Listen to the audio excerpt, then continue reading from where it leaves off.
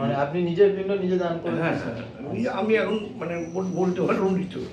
মানে করেছিলাম 5 দিনের মধ্যে অ্যাক্সিডেন্ট হলে, 5 দিনের মধ্যে অ্যাক্সিডেন্ট হলো, মার পা ভেঙে গেল। এক ভয়ঙ্কর ঘটনা ঘটে গেল যে এই মন্দির প্রতিষ্ঠা হওয়ার পর বাদল খ্যাপা একজন ব্রাহ্মণ। বন্ধুরা, চলে এসেছি ফাইনালি আমি সেই বাবার কাছে। আজকে বাবার মুখ থেকে শুনে নেব এই মন্দিরের ইতিকথা। আর এখানে আসলে কেউ খালি হাতে ফেরে না, সকলের মনস্কামনা পূর্ণ হয়, সেইটাই আজ বিশ্লেষণ করবেন বাবা। তো খুবই ভক্তি সহকারে আমি এখানে এসেছি, আর এখানে আমি আগে অনেকবার এসেছি, বাবার সান্নিধ্য পেয়েছি, ভালো লেগেছে, তাই জন্য এসেছি। আর সেই কারণেই আজ এই ভিডিওটা বানালো, যাতে আপনারাও এখানে আসতে পারেন। আপনাদের প্রচন্ড ভিড় হয়, এই জন্য অন্য দিনে এসেছে। হ্যাঁ হ্যাঁ হ্যাঁ, আমাবস্যার দিন প্রচণ্ড ভিড় হয় বলে আমি সেদিন ভিডিও করতে পারবো না, তাই জন্য আজ এসছি ফাঁকাতে, যাতে বাবার কিছু কথা আমি শুনতে পারি, এখানকার মায়ের কিছু কথা শুনতে পারি। তো ভিডিওটা দেখতে থাকুন, খুবই গুরুত্বপূর্ণ একটা ভিডিও। তো চলুন কন্টিনিউ করুন। বন্ধুরা, শুরু করলাম আজকে আবার একটা নতুন ভিডিও নিয়ে। আজকে খুব সুন্দর একটা জায়গায় নিয়ে যাব, যেখানে মা বিরাজমান, জীবন্ত মা। এই মাকে দর্শন করলে, মায়ের কাছে কিছু কামনা করলে, মা কখনো খালি হাতে ফেরায় না।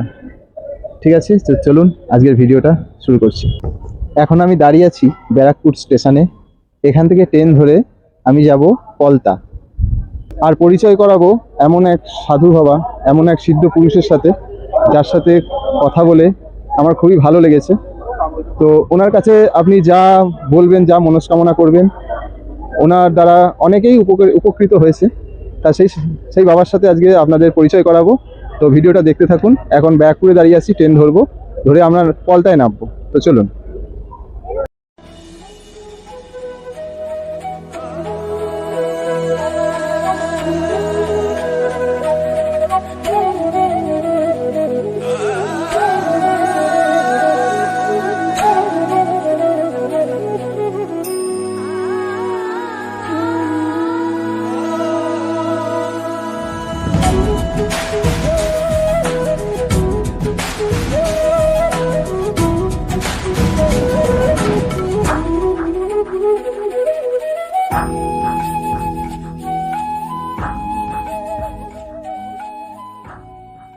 বন্ধুরা, চলে এলাম, পলতা স্টেশনে নেমেছি। এখান থেকে কিভাবে যেতে হবে আপনাদেরকে দেখিয়ে দিই, আপনারা সেইভাবে যাবেন। তো আমরা এখন এসেছি এই 1 নম্বর প্ল্যাটফর্মে।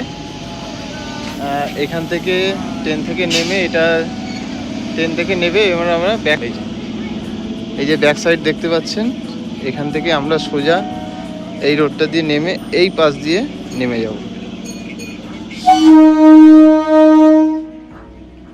আমরা এখান থেকে সোজা এখান থেকে নেমে পড়ব। এটা হচ্ছে 1 নম্বর প্ল্যাটফর্ম, আপনাদের এখানে নামিয়ে দেবে। এখান থেকে আপনারা সোজা এখানে চলে আসবেন। যে দিকটা নৈহাটির দিকে যাচ্ছে সেই দিকটায়, ট্রেন যেদিকে যাচ্ছে সেই দিকে এগিয়ে এসে সোজা এখানে নেমে পড়বেন। দিয়ে এই রাস্তাটা দিয়ে নেমে সোজা এদিকে ঘুরে পড়বেন। এখানে দেখবেন একটা মিষ্টির দোকান আছে, আনন্দ মিষ্টির দোকান। আর ট্রেনটা এখান দিয়ে গেল, এইখান দিয়ে সোজা আপনি এসে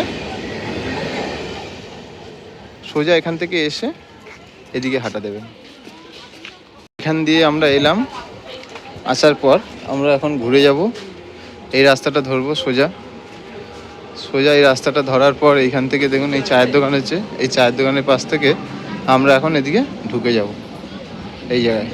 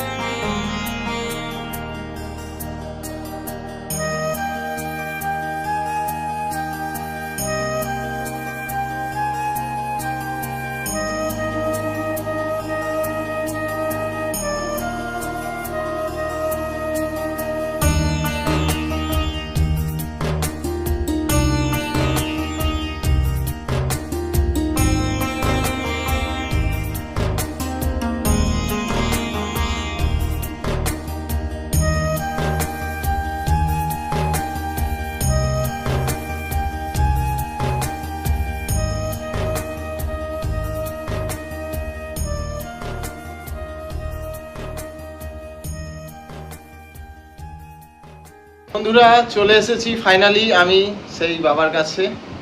আজকে বাবার মুখ থেকে শুনে নেব এই মন্দিরের ইতিকথা।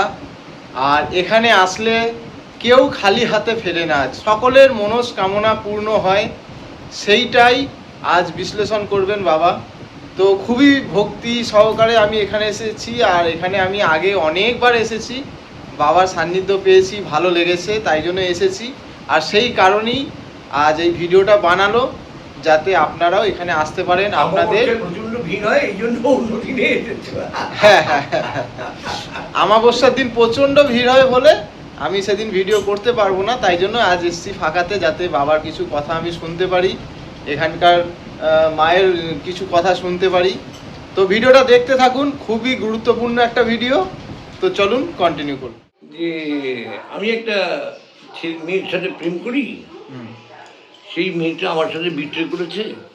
তারপর থেকে আমি ঠিকমতো খেতে পারি না, পড়াশোনা করতে পারি না, হ্যান হয়েছে ত্যান হয়েছে। তো আমার মুখ দিয়ে বেরিয়ে গেলো ওই মেয়েটা তোর জন্য সুটেবল না, আর তুই ভারতবর্ষের একটা নাম করা লোক হবি, আর তোর খুব ভালো বিয়ে হবে। এখন সেই ছেলেটা আয়ারল্যান্ডে থাকে, তার বউ চার্টার অ্যাকাউন্টেন্ট। হ্যাঁ, সে বিশাল জায়গায় পৌঁছে গেছে। এসেছিল আমাকে সেলিব্রেট করতে, আমাকে খাওয়ালো দাওয়ালো, বিরাট লোকজনকে খাইয়ে দিয়ে গেল। আর একজনের এরকম চাকরির সমস্যা, চাকরি হচ্ছে না, সে আমেরিকায় চাকরি করছে, তার আমেরিকায় ফ্ল্যাট কিনেছে, তার একটা মেয়ে হয়েছে, সে আমেরিকায় রয়েছে। আর একজনেরও তাকে একটা রুদ্রাক্ষ, আমার হাতে দুটো রুদ্রাক্ষ ছিল, দিয়ে দিয়েছি দুজনকে। তো একজনকে একটা রুদ্রাক্ষ দিয়েছিলাম একমুখী, একজন সাধুর কাছ থেকে দিয়েছিলাম, আমি দান করে দিয়েছি। আমি রুদ্রাক্ষ বিক্রি করি না, যাকে তুই দানই করি, কারণ রুদ্রাক্ষ দানে পুণ্য হয়, বিক্রিতে ক্ষতি হয়। রুদ্রাক্ষ বিক্রি করা উচিত না, দান করা উচিত। কিনতে পারো তুমি, কিন্তু বিক্রি করাটা উচিত না, বিক্রি যে করবে তার ক্ষতি হবে। আমি কিনি পয়সা দিয়ে, কিন্তু আমি বিনা পয়সায় মানুষকে দান করে দিই। এবার যে যা দক্ষিণা দিল, আমি মুখে কারো কাছ থেকে চাই না। অনেকে বুঝে দেয়, অনেক সময় কেউ 500 দেয়, কেউ 1000 দেয়, কেউ 2000 দেয়, এক মুখে দিয়েছিলাম। আচ্ছা। তো সেটা তো জার্মানে সে রোবট বানাচ্ছে এখন, সে বিরাট বড় একটা ইঞ্জিনিয়ার, সে রোবট তৈরি করছে, সে এখন বিদেশে রয়েছে। তার মা এসে কিছুদিন আগে এখানে পুজো দিয়ে গেল। একটা অনেক অনেক ঘটনা, এরকম কত ঘটনা যে ঘটেছে, মানে সব তো লিখেও রাখি না, কারণ প্রচার করার কোনো চেষ্টাও নেই। আমি এগুলো লিখে রেখে কোনো প্রচারও করি না, কোনো সাইনবোর্ডও টাঙাই না যে এই হয়েছে হ্যান হয়েছে, কারণ এগুলো কিছুই আমি করি না। তিনি কখন কি বলায়, তিনি কখন কি করায় আমাকে দিয়ে, আমি নিজেই জানি না। হ্যাঁ, এখানে অদ্ভুত অদ্ভুত সব ঘটনা ঘটে।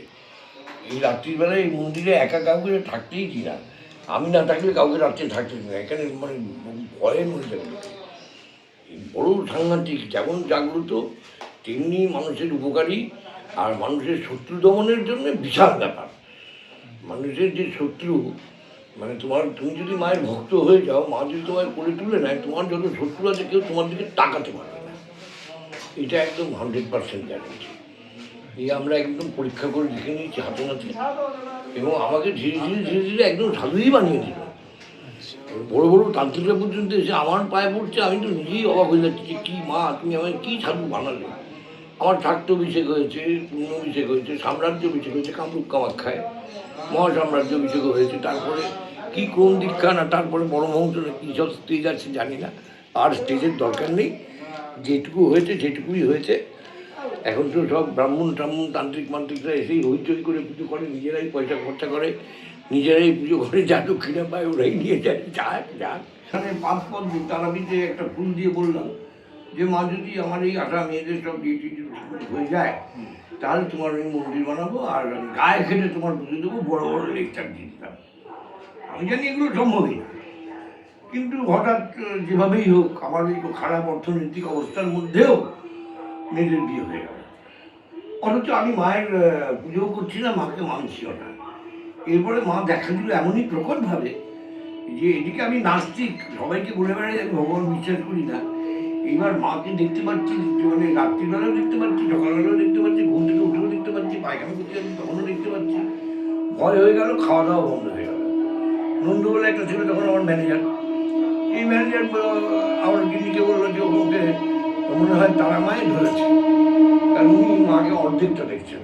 তো তারা মা অর্ধেকটা মন্দিরে থাকে আর পাটা থাকে শ্মশানে। তো তারাপীঠেই যেতে হবে। তো আমার গিন্নি যাই হোক কষ্টসৃষ্টে আমাকে তারাপীঠে নিয়ে গেলেন। নিয়ে যাওয়ার পরে শ্মশানে এক সাধু দেখে বললো, কি মানত করেছিস, দিচ্ছিস না, তোকে মা পাগল করে দেবে, মানত তোকে করতেই হবে বললো। তখনই জমিটা খালি পড়েছিল এখানে, তখন তার আগে বেড়াটালির ঘর ছিল, ব্যবসা হতো, একটু একটু করে ব্যবসাটা বড় হয়েছিল, কিন্তু এই মন্দির তখন কোনো ঘরদোর বাড়ি ঘরদোর করার কোনো ইন্টারেস্ট ছিল না। জনসেবামূলকভাবেই আমি বিজনেসটা করতাম। প্রত্যেক মাসে প্রাইজ দেওয়া, পুরস্কার দেওয়া, লেবারদেরকে বেশি বেশি পয়সা করে দিয়ে আমি ফতুরি হয়ে গিয়েছিলাম। মন্দির করার আগে মন্দির করার আগে হাজার হাজার লোকের জনসেবা কর্মের সংস্থা আমি করেছি। আচ্ছা এগুলো আমি না, ঈশ্বর করিয়েছেন। ছোটবেলা থেকে ভগবান মানতাম, কিন্তু মাঝখানে ভগবান মানা ছেড়ে দিয়েছিলাম। ছোটবেলা থেকে আমি শ্মশান মশানে ঘুরেছি, এদিক ওদিকে গেছি, বহু দেশ বিদেশ বাড়ি থেকে পালিয়েছে, বেরিয়ে এসেছি, বাইরেই বিবাহ হয়েছে এবং তারপরে বাড়িতে আর যাইনি। কিন্তু ঠাকুর ঠাকুর করে আমার এখানে পৌঁছায় একটা ঠাঁই এখানকার কমিশনার সাহেব আমাকে করে দিয়েছিলেন। আমি অপরিচিত ছেলে, বলটার পরিচয় কিছুই ছিল না। এই ট্রেন থেকে নেমে এখানে যেভাবে হোক একটা মিটিং চলছিল, আমি এসে বললাম, তো ওরা আমাকে কমিটি মেম্বারই করে নিল। তারপর তো আমি নেতাই হয়ে গেলাম। অনেক ঘটনা, যেসব আর বলে লাভ নেই। তবে আমি সমাজ সেবামূলকভাবেই কারবার করেছি। আর এখনো এই যে মন্দিরটা হয়েছে, এটা আশ্চর্যজনক ব্যাপার। মন্দিরটা ওই তারাপীঠ থেকে একটা মূর্তি নিয়ে আসা হলো, পরে স্বপ্নে দেখালো এটা আমার মূর্তি না, তুই বলেছিলি কালী তারা, আমার রূপ এই। সেই বিভৎস রূপ কেউ আঁকতে চাইছে না, যে আঁকতে যাচ্ছে সে অজ্ঞান হয়ে যাচ্ছে। তারপরে একজন মায়ের ভক্ত এঁকে দিলেন, অর্থের বিনিময়ে, প্রফেশনাল আর্টিস্ট, সে এঁকে দিল। তারপরে এই মায়ের মূর্তিটা হলো এই কালী তারা পদ্মেশ্বরী। এর মন্ত্রতন্ত্র ধ্যান ট্যান সব আলাদা। আবার লিখলো পণ্ডিতরা বসে, এখানে সংস্কৃত ক্লাসের পণ্ডিতও এলো, বিভিন্ন পুরোহিতরা এলো, বড় বড় তান্ত্রিকরা এসে এখন আমার শিষ্য হয়ে যাচ্ছে, আশ্চর্য ব্যাপার। হ্যাঁ, বড় বড় সব অঘরি বগরি তারাও শিষ্য হয়ে যাচ্ছে, কাপালিক। তারপরে কি বলে, ওই কি বলবো, এক একটা সাধুর এক এক রকমের ইয়ে, কিন্তু এখানে এসে সব আমার শিষ্যত্ব গ্রহণ করছে, জানি না কি হয়েছে। তারপরে আমার পিণ্ডদান হলো এখানে। এমন ঘটনা, আশ্চর্য ব্যাপার, যেদিন মন্দির আমরা উদ্বোধন করবো ঠিক করলাম, তার 3 দিন আগে থেকে সারা ভারতবর্ষ থেকে সাধুরা, প্রায় 150-200 জন কি 300 জন সাধু, মহিলা সাধু, পুরুষ সাধু, কেউ নিরামিষ আছি, কেউ আমিষ আছি, সব এসেছে। তারা এই মন্দির প্রাঙ্গণে, আশেপাশে স্টেশনে, এদিকে ওদিকে সব বসে রয়েছে। তার চারটি এই বাবুদা, আমাদের এই সামনে রেশনের দোকান, এনার নাম হচ্ছে, এটা বলুন না, তার নামটা বলুন। তখন আমার নাম হচ্ছে বাবুদা। আচ্ছা আচ্ছা প্রচুর সন্ন্যাসী তখন হলো। আচ্ছা আগের দিন অমাবস্যায় তারাপীঠে সব গেল। আচ্ছা তারাপীঠ থেকে তারা তখন ফিরে এসে এই সমীরণ ভাদুরী আচ্ছা ওনার এখানে এসে সব এরা আশ্রয় নিল। সারা রাত সারা দিন তারা সব জেগে বসে রইল। কারো ভাষাই জানি না, আচ্ছা কারোর ভাষা মানে বোঝা- তামিল, তেলেগু, কাউকে বলা হয়নি, অথচ না, না, কাউকে বলা কাউকে হয়নি, বলা কারো হয়নি। নেমন্তন্ন করা তারা হয়নি। কিভাবে জেনে এখানে এই সমীরণ ভাদুরীর এই আশ্রমে আসলো। মানে আমার নাম বলে না, কালীতারার মন্দির হবে এই বলে। আচ্ছা আচ্ছা আচ্ছা, তারা এবার তান্ত্রিকও ছিল, তার মাই মধ্যে। পাঠিয়েছে এটা, হ্যাঁ। মায়ের তার মধ্যে কথা বলা হয়। তান্ত্রিকও ছিল। তারা কিছু কিছু ব্যক্তির এখানে কাজ করছিল। আচ্ছা, এইবার তা ভাদুরীবাবুকে বললাম, তা এরা এসছে, তাদের তো একটু সেবা দিতে হবে। অবশ্যই আমার অনেক পয়সা না। ভাদুরীবাবু বললো, আমার কাছে বাবুদা কিচ্ছু নেই, সেবা দেওয়ার ক্ষমতা আমার নেই। তাই আমি বললাম, কতজন আছে? তা একটা মোটামুটি হিসাব করে বললেন উনি। আমি সব খাওয়া দাওয়ার ব্যবস্থা করলাম আচ্ছা একদম ফ্রেশ ভাবে। আচ্ছা নিরামিষ, তারা আমার কাছে তো মাছ চলে, মাংসও চলে। হ্যাঁ আমি মাছ ভাত সব অর্ডার করে বানিয়ে আনলাম শুদ্ধভাবে। শুদ্ধভাবে। মাছ ভাত ডাল চাটনি পাঁপড়, এবং খাইয়ে তাদের আমার দক্ষিণাও নিরামিষ দিলাম। একটা নিরামিষ গ্রুপ ছিল, তার জন্য আলাদা করে নিরামিষ ভুজিদের আলাদা ছিল, শাকাহারিদের আলাদা ছিল। আর এটা যারা মাছ- কতদিনের ঘটনা? এটা 2007। হ্যাঁ, 2007? হ্যাঁ। সেখানে বিরাট প্যান্ডেল হয়েছিল, পেছনটা এই পেছনটা তো পাঁচিল পাঁচিল ছিল ছিল না, না, বিরাট বিরাট প্যান্ডেল হয়েছিল, বাউল গান হয়েছিল, রাত্রিবেলায় বাউল গান হয়েছিল, সব বিরাট বিরাট ব্যাপার। বিরাট। তাহলে এই মন্দিরের বয়স আনুমানিক 19 বছর, হ্যাঁ তা হবে। 19-20 বছর হবে। হ্যাঁ, হ্যাঁ, হ্যাঁ। তারপরে খাওয়া দাওয়া হলো, হ্যাঁ। তাদের হাতে আবার দক্ষিণা দেওয়া হলো, সব বাবুটাই দিলেন। তাদের পাতাটাও পর্যন্ত ফেলতে দেওয়া হলো না, আমরা নিজেরাই তাদের পাতাটা নিয়ে আমরাই ফেললাম। এটা পুণ্যের কাজ। যাক।